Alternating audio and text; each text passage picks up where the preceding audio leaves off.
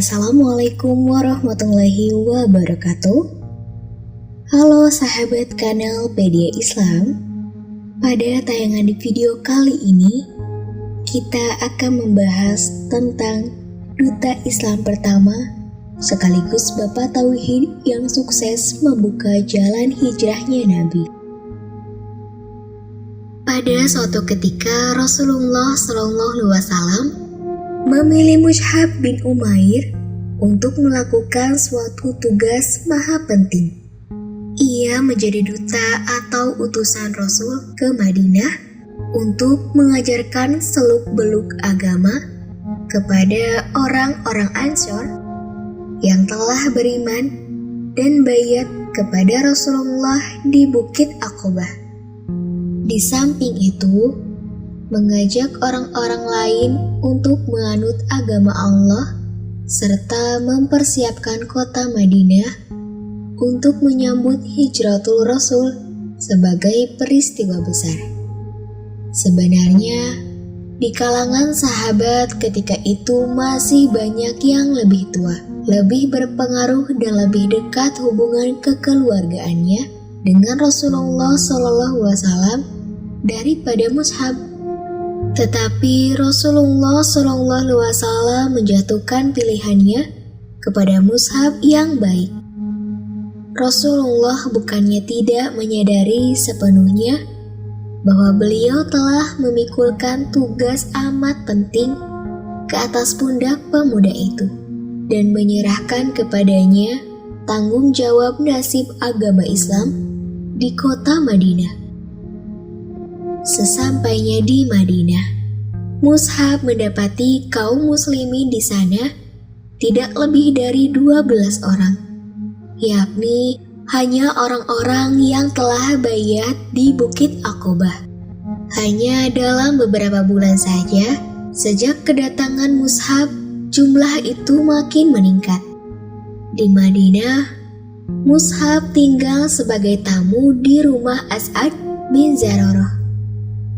Dengan didampingi As'ad, ia pergi mengunjungi kabilah-kabilah, rumah-rumah, dan tempat-tempat pertemuan untuk membacakan ayat-ayat kitab suci dari Allah Subhanahu wa Ta'ala hingga menyampaikan kalimatullah bahwa Allah Tuhan yang Maha Esa secara berhati-hati.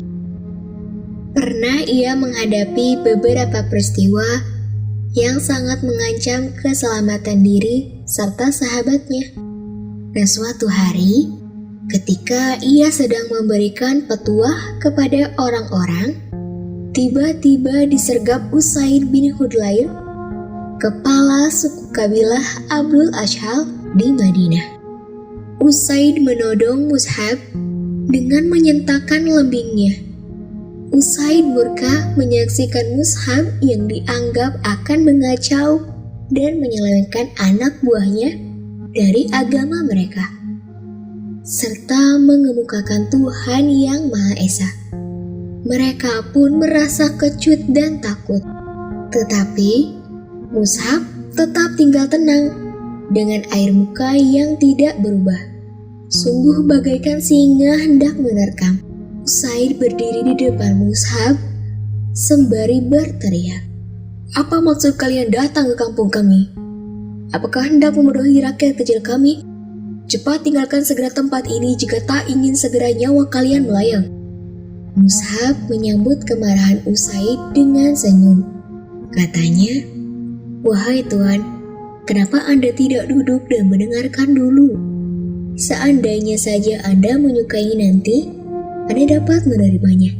Sebaliknya, jika tidak, kami akan menghentikan apa yang tidak Anda sukai itu." "Sekarang saya insaf," ujar Said, lalu menjatuhkan lembingnya ke tanah dan duduk mendengarkan. Mus'ab pun membacakan ayat-ayat Al-Quran dan menguraikannya. Dada Usaid pun mulai terbuka dan bercahaya, beralun berirama mengikuti naik turunnya suara serta meresapi keindahannya.